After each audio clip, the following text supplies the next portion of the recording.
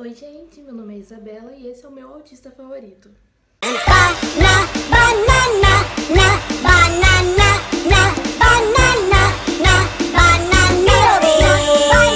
Gente, antes de começar esse vídeo, eu queria pedir desculpa.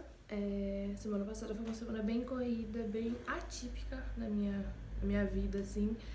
Eu não consegui gravar os vídeos que eu queria, inclusive tô com vários vídeos, assim, várias ideias já pra fazer vídeo, mas eu não consegui gravar antes, então eu peço desculpa pra vocês. Então já curte o vídeo de hoje, compartilha, comenta, porque vai ter vídeo muito legal aqui, eu já tô com várias ideias, então não desistam de mim, tá bom? No vídeo de hoje eu quero responder, na verdade, deixei lá no meu Instagram uma caixinha de perguntas para vocês mandarem algumas perguntas. Inclusive eu vou deixar o meu Instagram aqui embaixo, que eu sempre posto bastante coisa sobre o Isaac lá, sobre a rotina, sobre o desenvolvimento.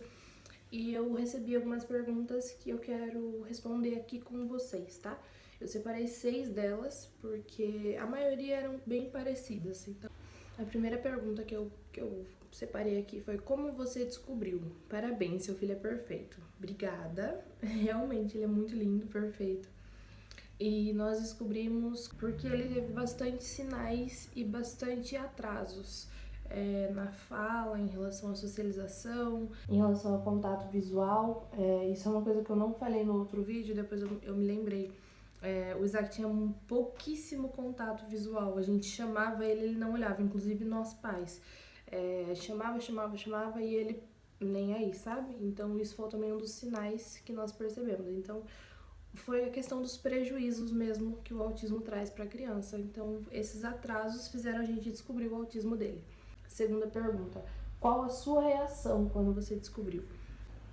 A primeira reação é medo, porque você não sabe o que espera, porque o autismo é uma coisa muito nova, vou dizer nova entre aspas, porque é pouco falado até agora, e agora estamos começando a conscientizar, a falar sobre isso, mas a gente não tinha uma ideia formada do que era o autismo. Sendo bem assim, grosseiramente falando, a gente pensava num atraso mental, numa criança completamente dependente, uma criança assim, que não tivesse ação própria, sabe?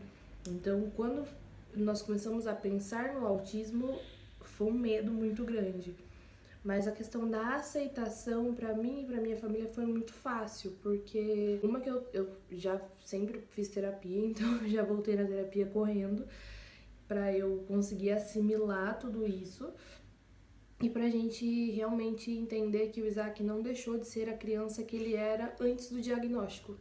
Então, a primeira reação foi medo, mas por medo do desconhecido, de não entender, de não saber lidar com a situação. Mas a nossa aceitação foi muito tranquila. Terceira pergunta: qual a maior dificuldade dele? Hoje, a maior dificuldade do Isaac é a fala. Ele ainda é um autista não verbal, então ele é grau 2 de suporte, nível 2 de suporte, por conta da fala. Porque todos os outros sinais, eles estão sendo trabalhados muito bem e ele tem chegado no esperado para a idade dele. Ele brincando mais com outras crianças, ele tem contato visual, a seletividade alimentar dele tá mais tranquila, os comportamentos dele a gente tá conseguindo controlar bem, a questão de estereotipias, de stings, então a gente tá conseguindo controlar bem. Então, a maior dificuldade do Isaac hoje é a fala. E quando eu digo fala, é fala mesmo, porque comunicar, ele se comunica muito bem, a gente consegue entender muito bem o que ele quer. Mas a fala, ele ainda não está formando frase, ele está soltando muitas palavras, mas ainda não forma frase. Então, a dificuldade maior dele ainda é a fala. Como ele se adaptou na creche? Gente, isso pro Isaac foi tranquilo, porque ele vai na escolinha desde os 5 meses. Então eu precisei voltar a trabalhar logo que eu tive ele, né? Acabou a licença maternidade, eu precisei voltar a trabalhar. Então eu já coloquei ele na escolinha nessa época. Então ele já estava na escola quando a gente descobriu o autismo dele. Então pra ele, o Isaac é muito movido à rotina. Então já é uma coisa que já fazia parte da rotina dele, ele já estava acostumado. Então, pra ele não teve dificuldade nenhuma depois do autismo, porque ele já ia. Então, pra ele foi muito tranquilo, ele já estava muito bem adaptado com as professoras, com a escola, com a rotina. Então, pra ele, zero dificuldade. Próxima pergunta: ele toma algum remédio?